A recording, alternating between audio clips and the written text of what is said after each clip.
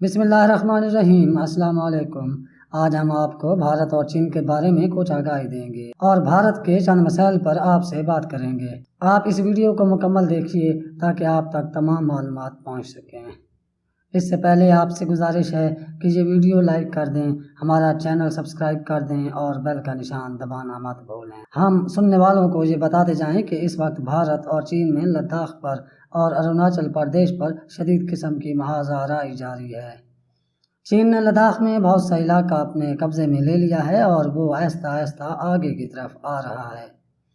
آنے والے دنوں میں لداخ میں بھارت کے لیے مسائل میں اضافہ متوقع ہے، مگر آج کل بھارت نے چند بھارتیوں کو پھر سے پاکستان میں حالات خراب کرنے کی ذمہ داری سونپ رکھی ہے، جس کی ایک کڑی ان کا ایک سابق آرمی میجر گورو آریہ ہے، جس کو بھارتی فوج نے انفٹ قرار دے کر خود ہی فوج سے بھگا دیا تھا، مگر آج کل اس کی ڈیوٹی پاکستان میں فرقہ وارانہ اور لسانی نفرت پھیلانے کی لگائی گئی ہے، جس کو پورا کرنے کی موصوف ہر ممکن مگر ناکام کوشش میں لگے ہیں۔ مگر بھارت میں کیا حالات ہیں، یہ بتانے کے لیے ہم آپ کو ایک روسی اخبار سپوٹنک کی آج کی خبر کا حوالہ دیں گے۔ یہ اخبار کہتا ہے کہ بھارت میں کورونا سے اموات کی تعداد 80,000 ہو گئی ہے اور یہ وبا انڈیا میں تیزی سے پھیلنے لگی ہے۔ اس اخبار کی رپورٹ سے یہ معلوم ہوتا ہے کہ بھارت پر صرف جنگی جنون سوار ہے اور اسے اپنے عوام کی کوئی پرواہ نہیں ہے اور وہ فقط پاکستان سے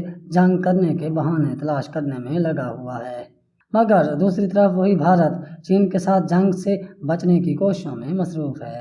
اسی طرح بھارت نے آج ایک وارننگ جاری کی ہے، جسے ٹیئٹس نامی ایک ٹویٹر اکاؤنٹ نے شائع کیا ہے، جس میں یہ کہا گیا ہے کہ بھارت بے آف بنگال میں 23 سے 25 ستمبر تک مشقیں کرے گا، جس میں فائرنگ اور نیول وہیکل کے لانچنگ کو مکمل کیا جائے گا، اس لیے احتیاط کی جائے۔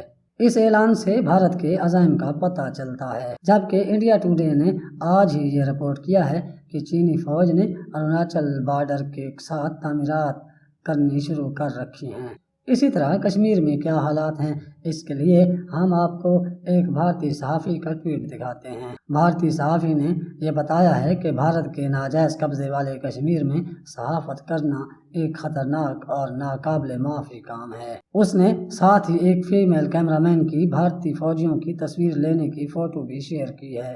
کشمیر کے حوالے سے ہی روسی اخبار سپوٹنک نے آج ہی بھارتی فوج کے حوالے سے ایک خبر جاری کی ہے کہ بھارتی فورسز پر ایک بڑا اٹیک ہونے کا خطرہ ہے، کیونکہ انہوں نے 3 خطرناک دہشت گرد پکڑے ہیں۔ اگر آپ کو یاد ہو تو 27 فروری 2019 سے پہلے ایسا ہی ایک ڈرامہ بھارت نے رچایا تھا، جس میں پلوامہ پر اپنی فوج پر اٹیک کروا کر الزام پاکستان پر لگا دیا اور پھر پاکستانی JF-17 تھنڈر نے بھارتی فضائیہ کے غرور کو پاش پاش کرتے ہوئے بھاگنے پر مجبور کر دیا تھا اور ساتھ ہی ان کے 2 طیارے بھی مار گرائے تھے۔ شاید اسی لیے آج JF-17 تھنڈر کی حادثے میں تباہی پر انڈیا میں خوشی منائی جا رہی ہے، کیونکہ وہ یا ان کی فضائیہ تو کچھ نہیں کر سکے۔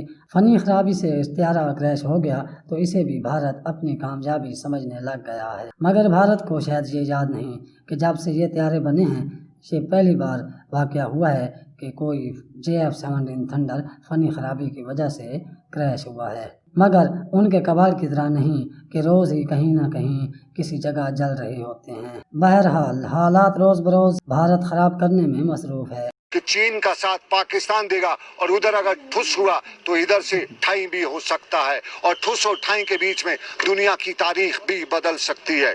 یہ معاملات جہاں چین ہندوستان۔ آپ ہمارے چینل کو سبسکرائب کریں، ساتھ ہی بیل کا نشان دبائیں اور اپنے گھر والوں دوستوں کا خیال رکھیں۔ اللہ حافظ۔